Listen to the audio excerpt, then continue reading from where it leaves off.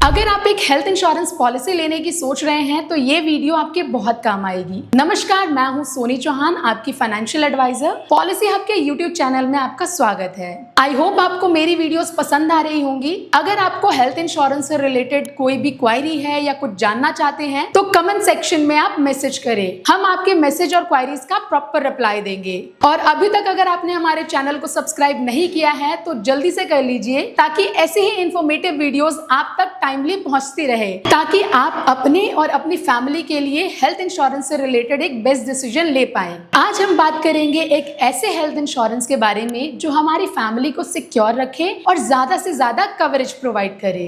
इस वीडियो में हम ये भी जानेंगे कि एक अच्छा हेल्थ इंश्योरेंस लेते टाइम हमें किन किन बातों का ध्यान रखना चाहिए और ऐसे कौन से फीचर हमारी पॉलिसी के अंदर होने चाहिए जो आने वाले समय में हमें ज्यादा से ज्यादा प्रोटेक्शन प्रोवाइड करे। हेल्थ इंश्योरेंस पॉलिसी लेते टाइम हमें ध्यान देना चाहिए कि हमारी पॉलिसी में कोई भी ज्योग्राफी बेस्ड या जोनल बेस्ड कोई कोपेमेंट तो नहीं है या किसी डिजीज से रिलेटेड कोई सब लिमिट तो नहीं है, ताकि जरूरत पड़ने पर कहीं भी किसी भी बड़ी सिटी में जाकर हम एक बेस्ट ट्रीटमेंट ले पाए without any copay and without any सब लिमिट। जो भी हेल्थ इंश्योरेंस पॉलिसी हम ले रहे हैं या लेने की सोच रहे हैं वो 100% कैशलेस होनी चाहिए। हमारी पॉलिसी 100% कैशलेस तब होती है जब कंपनी हमारी पॉलिसी में नॉन पेएबल आइटम्स, जिन्हें हम कंज्यूमेबल आइटम्स भी बोलते हैं, like gloves, PP kit, syringe इत्यादि को भी कवर करे। आज के टाइम में कुछ ही कंपनियां हैं जो कि non payable items as an inbuilt cover करती है। रेस्ट ऑफ कंपनीज में कंज्यूमेबल आइटम्स या तो ऑप्शनल राइडर होता है या तो पॉलिसी के अंदर कवर्ड ही नहीं होता।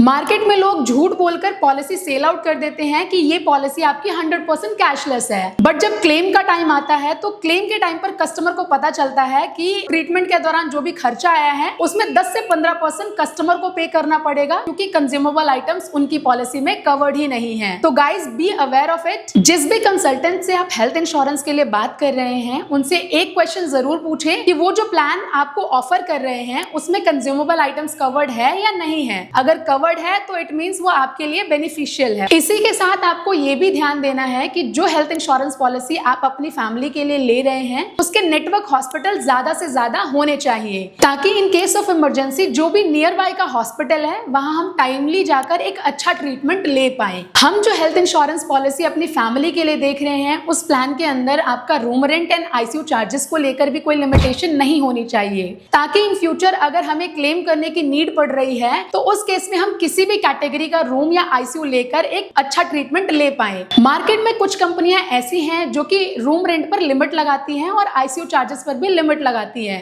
जैसे कि मैक्सिमम सिर्फ single private AC room provide करना, या रूम रेंट के केस में कंपनी सिर्फ 1% ऑफ सम इंश्योर्ड का कवरेज देती है, या आईसीयू के केस में सिर्फ 2% ऑफ सम इंश्योर्ड का कवरेज प्रोवाइड करती है। अगर इस टाइप का कंडीशन आपकी पॉलिसी के अंदर लगा हुआ है तो ये एक बहुत ही बड़ा लॉस है आपके लिए, क्योंकि हम भी जानते हैं आज के टाइम पे बड़े बड़े हॉस्पिटल्स में सिंगल प्राइवेट एसी रूम मिलना बहुत मुश्किल है। अगर आपकी पॉलिसी में कंडीशन लगी रहेगी तो अगर आप in case of emergency higher category का रूम लेते हैं तो जो भी एक्स्ट्रा खर्चा है वो कस्टमर को अपने पॉकेट से पे करना पड़ेगा, और ऐसा हेल्थ इंश्योरेंस पॉलिसी लेके क्या फायदा जहां पर हमें अपने पॉकेट से पैसे देने पड़े। तो इस चीज का ध्यान रखें कि आपकी पॉलिसी के अंदर room rent and ICU charges को लेकर कोई भी लिमिटेशन ना हो। पॉलिसी के अंदर ऑर्गन डोनर एक्सपेंस भी कवर होना चाहिए, ताकि इन फ्यूचर अगर मुझे ऑर्गन ट्रांसप्लांट की नीड पड़ रही है तो उस केस में जो भी खर्चा आए वो कंपनी कवर करे। इसी के साथ हमारी पॉलिसी में डोमिसिलरी हॉस्पिटलाइजेशन भी कवर होना चाहिए, होम केयर ट्रीटमेंट भी कवर होना चाहिए, ताकि इन फ्यूचर कभी सिचुएशन ऐसी ना रहे कि कस्टमर को हम हॉस्पिटल लेके जा पाए या हॉस्पिटल में बेड अवेलेबल नहीं है तो उस पर्सन का ट्रीटमेंट हम घर पर भी ले पाए।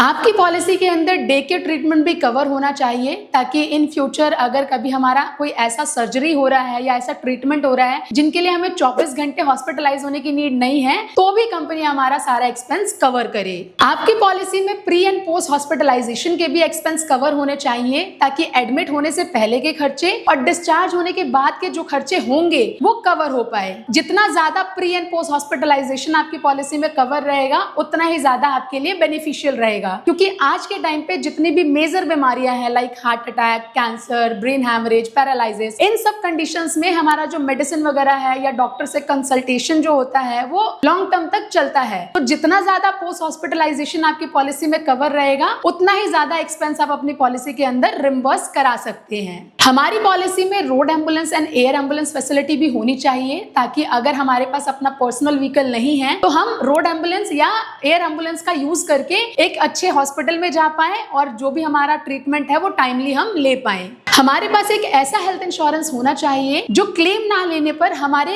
बेस सम इंश्योर्ड के कवरेज को इंक्रीज करे बोनस के रूप में, जो फ्यूचर में होने वाले इन्फ्लेशन रेट को कवर करेगा। आज के टाइम में मार्केट में ऐसे हेल्थ इंश्योरेंस भी अवेलेबल है जो क्लेम लेने पर भी हमारे कवरेज को इंक्रीज करता है, तो हमें बोनस वाले बेनिफिट को भी ध्यान में रखना है। आप जो हेल्थ इंश्योरेंस पॉलिसी देख रहे हैं उसमें रीस्टोर बेनिफिट भी होना चाहिए। अब ये रीस्टोर बेनिफिट होता क्या है? रीस्टोर बेनिफिट का मतलब होता है अगर किसी पर्सन ने कोई बेस पॉलिसी ली और उसका बेस सम इंश्योर्ड किसी बीमारी में एग्जॉस्ट हो जाता है और सेम टाइम पीरियड में किसी को अगेन क्लेम करने की रिक्वायरमेंट पड़ रही है, तो उस केस में कंपनी बेस सम इंश्योर्ड के इक्वल अगेन क्लेम प्रोवाइड कर देती है, जिसके लिए कंपनी कोई भी एक्स्ट्रा चार्ज नहीं लेती। उसको हम रीस्टोर बेनिफिट बोलते हैं। आज के टाइम में रिस्टोरेशन बेनिफिट सारी ही कंपनियां प्रोवाइड करती है। कोई सिंगल टाइम देता है, कोई ट्रिपल टाइम देता है और कोई अनलिमिटेड टाइम देता है। बट ध्यान देने वाली बात यह है कि रिस्टोरेशन बेनिफिट पर मोस्टली कंपनियां दो टाइप की कंडीशन लगाती है, जिसमें फर्स्ट आता है आपका same person same disease not covered. तो चलिए एक एग्जाम्पल के थ्रू समझते हैं कि ये आपकी पॉलिसी में कैसे इम्पैक्ट डालेगा। Let's suppose XYZ 3 family member है जिन्होंने 10 लाख का एक बेस पॉलिसी लिया। उनका फर्स्ट क्लेम आता है 7 लाख का हार्ट अटैक के केस में। कंपनी ने 7 लाख का क्लेम सेटल कर दिया। अब हमें भी पता है हार्ट अटैक कोई छोटी मोटी बीमारी तो है नहीं कि एक बार अगर मैंने उसका ट्रीटमेंट ले लिया है तो वो लाइफ टाइम के लिए ठीक हो जाएगा। उससे रिलेटेड कॉम्प्लिकेशंस होते रहेंगे इन फ्यूचर, राइट? अगर अगेन हार्ट अटैक से रिलेटेड मुझे फिर से हॉस्पिटलाइज होना पड़ रहा है और मेरा 10 लाख का क्लेम बन रहा है, तो उस केस में कंपनी मुझे क्लेम नहीं देगी, क्योंकि पॉलिसी के अंदर उन्होंने एक कंडीशन मेंशन की थी, that is same person same disease not covered. यानी कि अगर सेम पर्सन सेम बीमारी के लिए दोबारा से हॉस्पिटलाइज हो रहा है तो यहाँ रिस्टोरेशन बेनिफिट आपका फेल हो जाएगा। सेकंड कंडीशन होती है first exhaust your base sum insured then restore your sum insured. It means let's suppose XYZ 3 family member है जिन्होंने 10 लाख का बेस सम इंश्योर्ड लिया। उनका फर्स्ट क्लेम आ जाता है 9 लाख का, कंपनी ने सेटल कर दिया। अब अगेन सेम टाइम पीरियड में कोई और फैमिली मेंबर हॉस्पिटलाइज होता है और उसको 10 लाख रुपए की नीड पड़ती है, तो उस केस में कंपनी सिर्फ 1 लाख सेटल करेगी और 9 लाख कस्टमर को अपने पॉकेट से पे करना पड़ेगा। क्यों? क्योंकि कंपनी ने पहले ही दूसरी कंडीशन मेंशन कर रखी थी पॉलिसी के अंदर कि जब तक आप अपनी बेस सम इंश्योर्ड को फुली एग्जॉस्ट नहीं करेंगे तब तक आपका रिस्टोर बेनिफिट ट्रिगर नहीं करेगा। तो ये दो कंडीशंस हैं जो कि मोस्टली कंपनियां अपने रिस्टोर बेनिफिट में लगाती हैं, जिससे कस्टमर का ही नुकसान है। तो जब भी आप पॉलिसी ले, रिस्टोर बेनिफिट के अंदर ये दो कंडीशन जरूर देखें कि आपकी पॉलिसी में ये दो कंडीशन है या नहीं है। अगर नहीं है तो आप रिस्टोरेशन बेनिफिट किसी भी तरीके से यूटिलाइज कर सकते हैं। और जब आप एक हेल्थ इंश्योरेंस पॉलिसी ले रहे हैं तो रिटन में जरूर देखें कि उसके अंदर आपका रिस्टोर बेनिफिट में same person same disease cover हो और आप अपनी बेस सम इंश्योर्ड को फुली एग्जॉस्ट करें या पार्शियली एग्जॉस्ट करें, आपको हर केस में रिस्टोरेशन बेनिफिट मिलेगा। पॉलिसी के अंदर आयुष ट्रीटमेंट भी कवर होना चाहिए ताकि इन फ्यूचर अगर मुझे कोई आयुर्वेदिक, यूनानी, सिद्धा या होम्योपैथी से रिलेटेड ट्रीटमेंट लेना है तो वो सारे एक्सपेंसेस भी कवर्ड हो। एज पर IRDAI गाइडलाइंस हर कंपनी को मॉडर्न ट्रीटमेंट और रोबोटिक सर्जरीज कवर करना कंपलसरी है। बट आज के टाइम में मार्केट में कुछ कंपनियां ऐसी हैं जो कि रोबोटिक और मॉडर्न ट्रीटमेंट कवर तो कर रही हैं, but robotic and modern treatment के केस में लिमिटेशन लगाती है। लाइक कुछ कंपनियों ने सम इंश्योर्ड के अकॉर्डिंग अमाउंट फिक्स कर रखा है रोबोटिक एंड मॉडर्न ट्रीटमेंट के केस में, और कुछ कंपनियां 50% ऑफ सम इंश्योर्ड का